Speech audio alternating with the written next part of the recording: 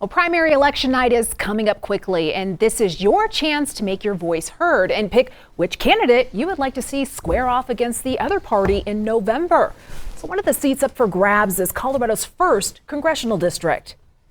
It's long been held, of course, by Congresswoman Diana DeGette, but two other candidates think, well, it's time for change. Denver 7's Colette Bordelon breaks down the names you will see on the Democratic primary ballot. It's time for Denver to decide which Democratic candidate for Congress they would like to see on their November ballot. Now, the first congressional district, it's been dominated by the same person for almost 30 years. But this year, two challengers believe will be different. A fourth-generation Denverite, Congresswoman Diana DeGette was a public defender and civil rights lawyer before she jumped into politics at the Colorado State Capitol. Now I'm in my 15th term in Congress. What is that like to say that? That's a long time. It's a long time, but you know what I've done in that time, I've passed a lot of impactful legislation, and I've also really learned how to be a fighter for my values and ideals. This comes in really handy with Donald Trump being president. What would you point to over those terms that you've been in Congress that Coloradans can feel tangibly? Over the last 5 years, I've been able to get $60 million in federal money coming to Denver for community-based projects. If Denverites decide that you are their Democrat in this general election in November, what is your promise to them? My promise is I will work hard to fight for our democracy, to fight Donald Trump. I will work to defund and to dismantle ICE.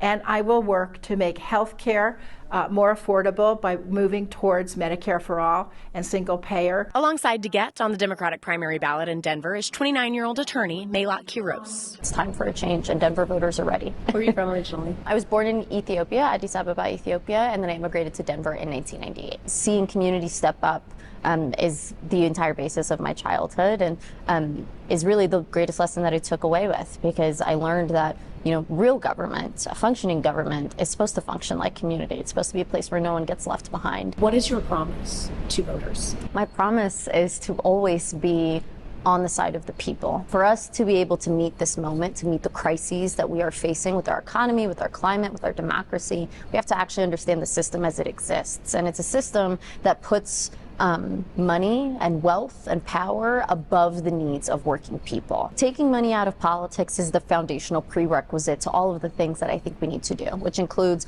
Medicare for all, housing first, universal child care and elder care, free public transit, and tuition-free public college. Then there's CU Boulder Regent Wanda James. She served in the military and made history with her husband as the first African-American owners of a cannabis company. I'm in cannabis not because I care about you smoking weed or having a gummy tonight to help you sleep. I'm in cannabis because nobody should be in jail for simple possession.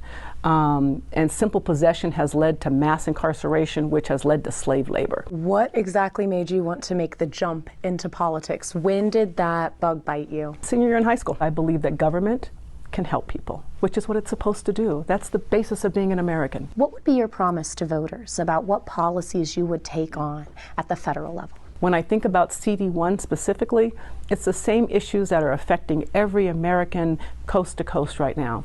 We can no longer afford to live in the country that we all love and adore. Healthcare is out of control. Trying to own your first home is out of control. And then my passion is education.